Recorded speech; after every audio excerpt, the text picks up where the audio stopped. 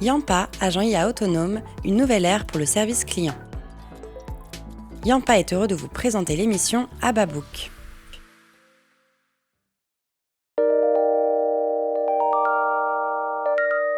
Bonjour et bienvenue dans cette nouvelle édition de mon émission Ababook. Aujourd'hui, j'ai le plaisir d'accueillir Régis Rossi avec ce livre qui s'appelle « Les pouvoirs de l'intelligence émotionnelle », édité chez Erol. Voilà le superbe livre. Alors ça nous fait du bien de parler d'autre chose que d'intelligence artificielle, cher Régis. Vous êtes titulaire d'un DESS Marketing et Stratégie. Vous accompagnez pendant une quinzaine d'années des entreprises dans le domaine de la communication, du marketing et du management. Mais en même temps, vous passionnez pour l'art de l'illusion. Ça, c'est beaucoup plus original. Sous toutes ses formes, le close-up, les magies scéniques, le mentalisme et l'art du pickpocket. Je vérifierai après si j'ai toujours ma montre. Vous avez animé récemment votre 1000e conférence. Vous êtes un des grands conférenciers sur la scène française. Et vous venez aujourd'hui nous parler de ce livre, donc Les pouvoirs de l'intelligence émotionnelle, édité par Erol, écrit avec Claire Lozol, qui est coach, et Didier Noyer, expert en management. Alors, quelle est l'histoire de cet ouvrage et comment vous avez eu l'idée d'écrire ce livre avec vos deux collègues ? C'est une histoire de rencontre. J'avais écrit une conférence qui s'appelle « Les pouvoirs de l'intelligence émotionnelle » et très souvent mes clients me demandaient s'il y avait un ouvrage à la clé. Et j'ai contacté Claire, avec qui je travaille parce qu'on s'est rencontrés dans une formation de coaching et on a animé des séminaires ensemble pour m'aider à co-construire ce livre, puisque je n'avais jamais écrit. C'est intéressant. En général, les livres lancent des conférences, mais vous, c'est le contraire. Ah oui, c'est la conférence qui a exactement. D'accord. Et puis, parallèlement, Erol demande à Didier Noyer de réfléchir à l'écriture d'un livre sur les pouvoirs de l'intelligence émotionnelle. Didier appelle Claire pour le co-construire en duo. Claire dit, mais attends, j'ai une personne qui est en train de travailler dessus. Est-ce qu'on ne mettrait pas nos intelligences, nos parcours en commun pour l'écrire ? Voilà quel était le démarrage. Donc, d'un projet solo, c'est devenu un projet collectif. C'est intéressant d'avoir les éclairages de l'illusionniste, de la coach. Oui, parce que nous avons trois profils très différents, mais on était passionnés tous les trois de l'intelligence émotionnelle, et ce qui donne sans doute une richesse à ce livre. Ah oui, tout à fait, on va en parler tout à l'heure. Alors, intelligence et émotion sont pourtant des mots qui n'ont rien à voir ensemble, en fait. C'est vrai qu'on est dans un truc cartésien, de l'autre côté dans l'émotionnel. C'est quoi exactement l'intelligence émotionnelle ? Oui, en fait, l'intelligence émotionnelle, c'est une capacité que l'on peut développer, une capacité à prendre conscience de ses émotions, donc de les accueillir, prendre conscience également des émotions de l'autre pour pouvoir construire des relations durables, efficaces. En fait, on sait aujourd'hui que nos décisions, notre manière de percevoir le monde, notre communication, elle passe par le filtre émotionnel. Et donc, c'est d'en prendre conscience et bien de pouvoir s'en nourrir pour pouvoir développer des environnements harmonieux où chacun puisse s'épanouir. D'accord. Alors, c'est vrai que vous dites qu'il faut apprivoiser les émotions pour en faire des alliés. Or, moi, j'ai l'impression que c'est un peu incontrôlable. Je sais pas, on voit un film, on est ému, enfin, Comment vous arrivez à faire la synthèse de ça ? Oui, c'est vrai qu'une émotion, c'est quelque chose qui arrive soudain. On ne la commande pas. Ce qui est important, c'est de savoir la guider. Je dis souvent que l'intelligence émotionnelle, c'est savoir guider ses émotions et non pas se laisser guider par elles. Et donc, les apprivoiser, c'est de les reconnaître, de les accueillir, de comprendre ce qu'elles ont à nous dire, et puis d'amener le côté réflexif. Pourquoi est-ce qu'on ressent ces émotions-là, qu'est-ce qu'elles ont à nous dire pour pouvoir finalement ajuster notre communication. Face à un même phénomène, j'imagine, on a tous des émotions différentes en fait. Bien sûr, parce qu'en fait, on ne va pas réagir de la même manière selon notre culture, selon notre parcours de vie, selon notre vécu émotionnel. Tout commence dès l'enfance. Et donc, à une même situation, nous allons réagir différemment. Et c'est ça qui est intéressant, de comprendre, mais pourquoi ces réactions sont si différentes. Alors justement, sans nous révéler de secrets sur la magie, mais vous arrivez, l'émotion, vous l'utilisez alors dans la magie, j'imagine. Ah oui, un illusionniste n'a qu'un objectif, c'est de créer une émotion durable.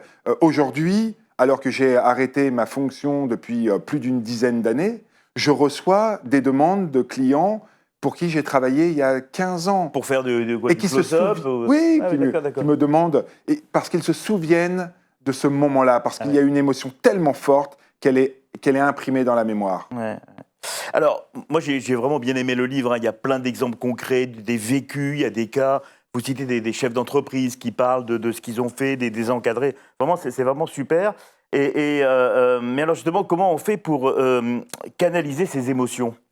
Parce que quand même, là aussi, c'est pareil, on a l'impression qu'on ne peut pas les contrôler. Oui, alors les canaliser, j'aime bien parler de guide. Comment est-ce qu'on arrive à les guider ? En réalité, la première chose, c'est de les accueillir. Parce que parfois, vous rencontrez des gens qui sont extrêmement stressés, mais qui vous disent verbalement « non, je ne le suis pas Ah ouais. ». Et donc, pourquoi ? Parce qu'ils n'accueillent pas l'émotion. Ils ne refusent de la voir. Et l'émotion, vous savez, elle est tenace, hein. Donc, si vous refusez de la voir, bien, elle est toujours là, en fait. elle ne va faire que s'enfler jusqu'à un moment donné exploser. Pourquoi on parle aujourd'hui de tant de burn-out, tant de personnes ? Parce qu'à un moment donné, elles ont laissé ces émotions-là qui sont là depuis c'est-à-dire de la frustration, de la colère La frustration, la colère, le sentiment d'injustice, la peur, etc. Et finalement, elles ont nourri jusqu'à un moment donné prendre toute la place. Donc, 1, c'est de les accueillir. 2, c'est de comprendre ce qu'elles ont à nous dire. Une émotion, c'est un messager.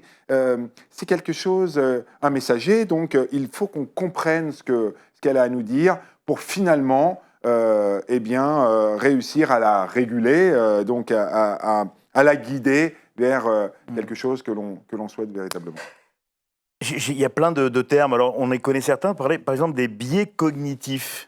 C'est quoi exactement et comment justement les démasquer ? Ouais, les biais cognitifs, c'est des raccourcis que notre cerveau fait pour finalement prendre des décisions extrêmement rapides. D'accord. Un raccourci, des biais cognitifs, il y en a énormément. Exemple ? Un exemple, l'effet de halo. Vous rencontrez une personne qui est extrêmement bien et qui est très élégante, extrêmement bien sur elle, et vous allez dire cette personne-là est très sérieuse, cette personne-là a des qualités professionnelles, etc. Vous allez vous faire une image de cette personne.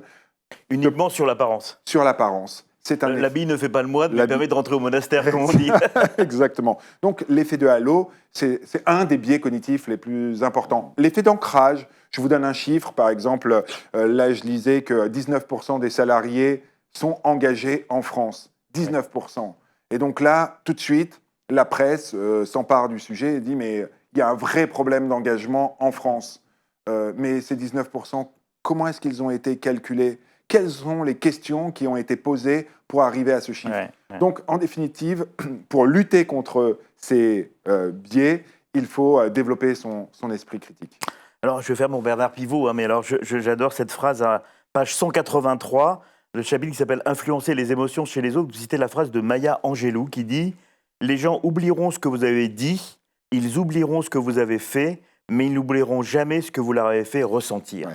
C'est quoi exactement cette phrase et qu'est-ce que...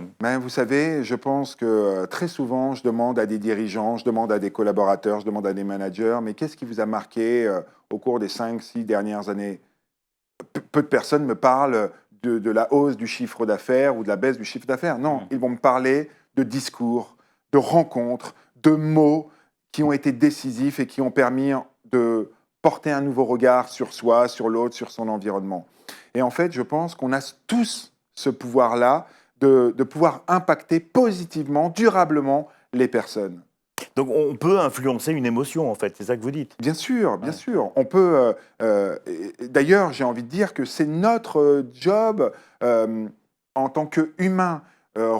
L'intelligence émotionnelle, vous parliez tout à l'heure de l'intelligence artificielle, c'est replacer l'humain au cœur de nos préoccupations, parce que finalement, ce qui fait le sel de la vie, c'est la relation avec l'autre. Et donc, pour un téléconseiller, si on est dans la relation client, effectivement, c'est percevoir l'émotion chez son client et voir comment on peut l'utiliser et la gérer, en fait. Et bien sûr, parce que de toute manière, on a toujours besoin d'être reconnu, d'avoir de la gratitude. Donc, quand vous avez quelqu'un qui est très, très énervé, ce qui peut arriver quand on est téléconseiller, évidemment, le premier réflexe à avoir, c'est d'accueillir cette émotion, de l'accueillir, de la partager, de comprendre et de trouver des solutions pour calmer. Mais si vous parlez, vous adressez de manière agressive à quelqu'un qui est agressif, vous n'allez faire qu'enfler et donc évidemment la relation ne va pas être constructive.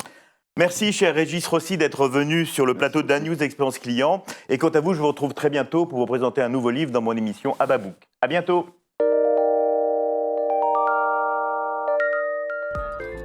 Yampa, agent IA autonome, une nouvelle ère pour le service client. Yampa a été heureux de vous présenter l'émission Ababook.